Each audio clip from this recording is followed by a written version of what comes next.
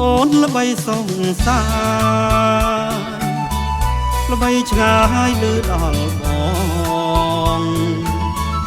ថាកុលាបបៃលិនមួយតងមានលំអងក្រអូបក្រៃកាវៃក៏ទឹមពុំបានប្រងតែងសរសាដំណើរសំនឹងប្រាន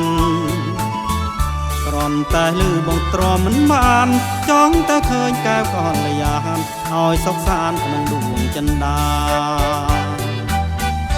ឱកាកុលាបបៃលិនអើយ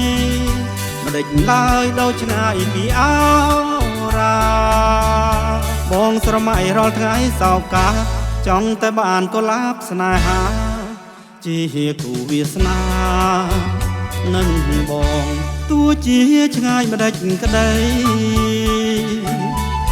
សូមស្រីប្រណីផង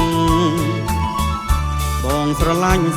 នួនល្អងកុំអាលស្រឡាញ់គេចោលបងចាំរៀមផងណាគូជីវិត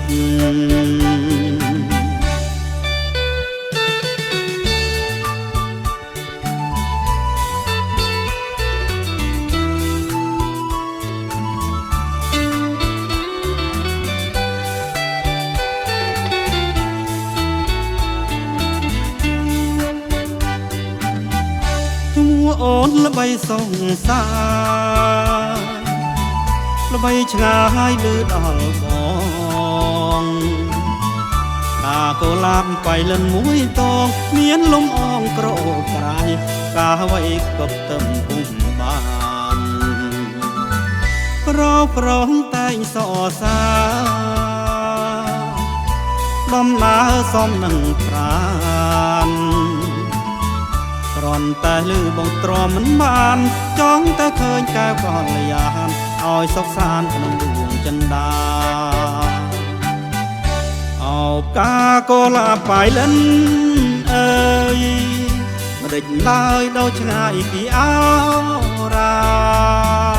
បងស្រមៃរាល់ថ្ងៃសោកាចង់តែបានកុលាបស្នេហាជាគូវាសនានឹងបងទោះជាឆ្ងាយមិនដាច់ក្ដីសូមស្រីប្រណីផងបងស្រឡាញ់នួនល្អងកុំអាលស្រឡាញ់គេចោលបងចាំរៀមផងណាគូជីវិត